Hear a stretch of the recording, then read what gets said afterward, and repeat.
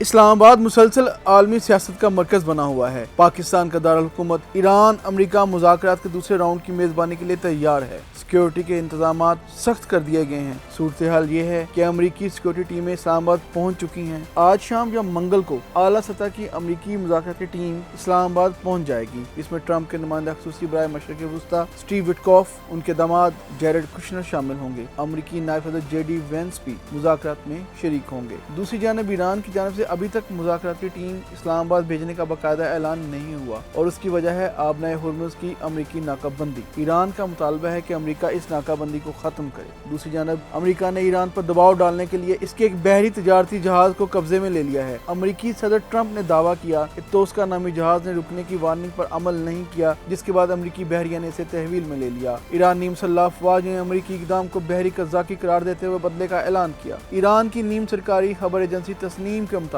ایران نے خلیج عمان میں امریکی بحریہ کے جہازوں پر ڈرون حملے کیے۔ کشیدگی کے اس ماحول میں اسلام آباد مذاکرات کے دوسرے راؤنڈ بارے عرب اور مغربی میڈیا مسلسل شکوک و شبہات پھیلا رہے ہیں، لیکن یہ صورتحال مستقل دکھائی نہیں دیتی۔ امکان یہی ہے کہ امریکہ پیر کو یعنی آج آبنائے ہرمز کی ناکہ بندی ہٹا دے گا، جس کے جواب میں ایران آبنائے ہرمز کھول دے گا اور ایرانی وفد بھی اسلام آباد کے لیے روانہ ہوگا۔ مختلف عالمی میڈیا کی رپورٹس اور اوپن انٹیلیجنس ذرائع کا کہنا ہے کہ امریکہ اور ایران کے درمیان بنیادی معاملات طے ہو چکے ہیں، اب صرف تفصیلات طے ہونا باقی ہیں۔ مثلا ایران افزودہ یورینیم روس یا چین کے حوالے کرنے کو تیار ہے، جبکہ امریکہ اسے خود حاصل کرنے کا خواہش مند ہے۔ امریکہ اس یورینیم کو فوری نکالنا چاہتا ہے، جبکہ ایران 6 ماہ سے 1 سال کا عرصہ مانگ رہا ہے۔ اس طرح ایران جوہری پروگرام کو 5 سال کے لیے جبکہ امریکہ 20 سال کے لیے منجمد کرنا چاہتا ہے۔ اس کے جواب میں امریکہ ایران پر سے پابندیاں ہٹانے پر آمادہ ہے، لیکن وہ صرف ان پابندیوں کو ختم کرنا چاہتا ہے جنہیں صدر ٹرمپ ایگزیکٹو آرڈر کے ذریعے ختم کر سکتے ہیں، جبکہ ایران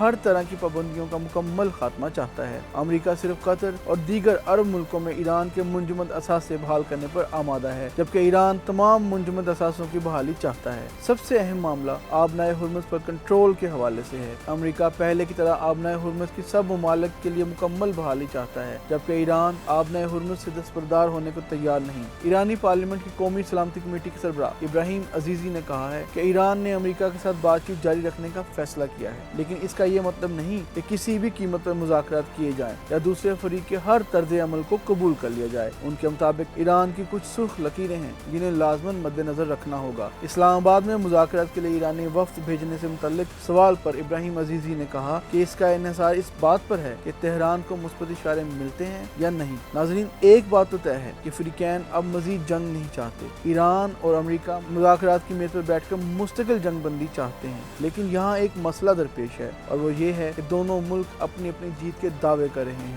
یعنی میدان جنگ کے بعد اب پرسیپشن کی جنگ لڑی جا رہی ہے تاکہ اپنے اپنے عوام کی نظروں میں سرخرو ہو سکیں۔ دوسری جانب پاکستان ہے، جسے امریکہ اور ایران بہترین ثالث قرار دے رہے ہیں۔ پاکستان ان مذاکرات کو پایہ تکمیل تک پہنچانے کے لیے اور خطے میں مستقل امن کے لیے انتھک کوششیں کر رہا ہے۔ اگر امن معاہدے کی تفصیلات طے ہو گئیں تو معاہدہ اسلام آباد پر دستخط کے لیے امریکی صدر ٹرمپ اور ایرانی صدر پزشکیان اسلام آباد آئیں گے۔ تقریب میں ترکی کے صدر رجب طیب اردوان، سعودی ولی عہد محمد بن سلمان، مصری صدر عبد الفتاح السیسی، امریکی امیر قطر شیخ تمیم کے علاوہ چین اور روس کے وزرائے خارجہ بھی شامل ہو سکتے ہیں۔ سب کی نظریں اسلام آباد، تہران اور واشنگٹن پر جمی ہیں، لیکن سب کو انتظار ہے تو بس امن کی کال کا، جنگ بندی کا، مستقل امن کا۔